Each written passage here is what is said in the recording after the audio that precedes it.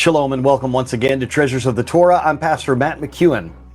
This week, our Torah portion is Chukat, and I'd like to share with you some commentary from Rashi and the Midrash about this particular Torah portion. Now, we have talked in years past about how this type of rule or this type of regulation, a chok, is a ruling that God gives or a commandment that God gives that he does not give us an explanation for.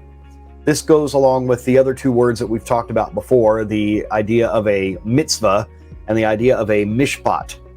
So one of those words, the mitzvah, deals with our relationship with the Lord himself. It's a vertical relationship commandment. And the mishpat is a commandment that deals with our relationship with other human beings. So our horizontal relationship, if you will. But the chok is something that God gives us that we don't understand. And in this particular Torah portion, we read about the red heifer, we read about the death of Miriam.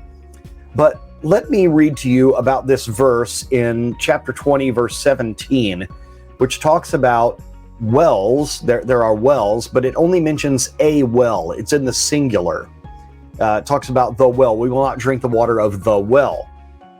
It should have said, according to the Midrash and to Rashi, the water of the wells, plural, should it not? Why does it say the well? But this is what Moses said: although we have with us manna to eat and the well of Miriam to provide us with water, we shall not drink from it. Instead, we will purchase food and water from you to benefit you.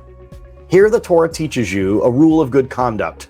If a man goes to a country that is not his, though he possesses all his requirements, he should not eat of what he has, but should leave over his own and buy from the shopkeeper so as to benefit him.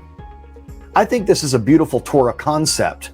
It reminds me of what Rav Shaul, the Apostle Paul, says in the Brit Chadashah when he says, it's not that I need money from you, but rather it's that you need to give.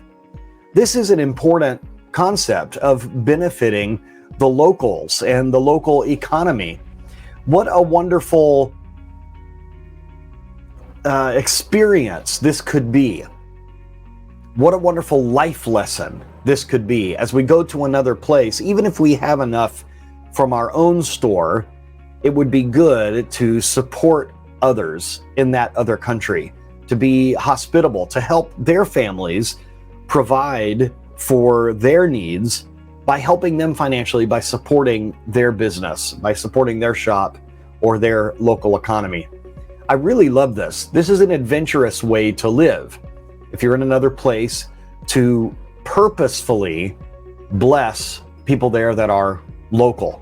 I especially think it's good for those of us that come from more wealthy countries. When you visit a country whose economy is not as strong as your home country, for you to try to benefit the locals. Don't just go to where the tourists go, but rather go off the beaten path a bit. Be a minister, be an emissary of Mashiach, and be an example of what the Torah is all about by doing this particular act of kindness, as is located here in chapter 20 in this week's Torah portion. I pray that this lesson gives you some insight and maybe allows you to look at your life as an interesting adventure where you can benefit those around you and be a light in the darkness. I want to wish you a Shabbat Shalom and want to tell you that if you'd like to study with me in the school that I'm a part of, it's called Yeshivat Shuvu, and you could go to shuvu.tv and fill out an application there. The Torah is always an adventure. Even though we read the same portions every year we find something new. There's a wonderful new aspect for us to discover. So happy studying and Shabbat Shalom.